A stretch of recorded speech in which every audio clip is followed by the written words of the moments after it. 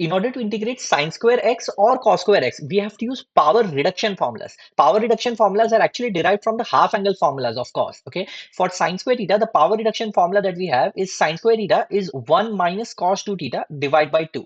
Notice that over here on the left hand side, if the angle is theta, on the right hand side, it is double 2 theta. Okay, if it was 10 theta, it would be 20 theta, and so on. Whatever is on the left hand side, it is double on the right hand side.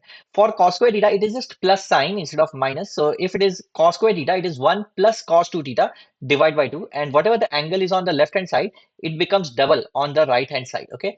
These are the power reduction formulas because they convert power 2 into power 1. Okay. Power 2 on the left hand side gets converted to power 1 on right hand side because this sin² gets converted to cos to the power 1, and that cos² gets converted to cos to the power 1.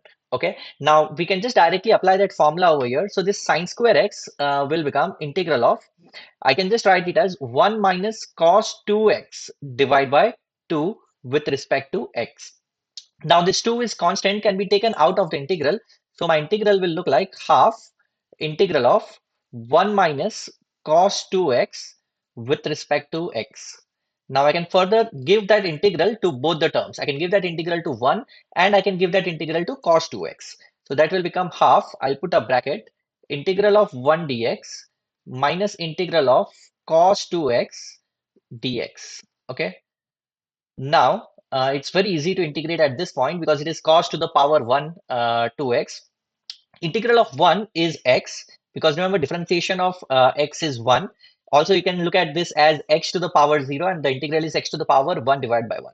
Okay, minus integral of cos x is sin x. So you can actually apply the same formula here. So you can just write it as sin²x. Remember, in integral, you always divide by the coefficient of x. Coefficient of x here is 2. So you divide by 2 in integral. In differentiation, we by chain rule we multiply the coefficient of whatever coefficient of x is, we multiply. By differentiation, we do exact opposite in integral. In integral, we divide by the coefficient of x. Alternatively, you can just put 2x is equal to u and solve further. You will get the same result. But just remember, you can just divide by the coefficient of x. Okay.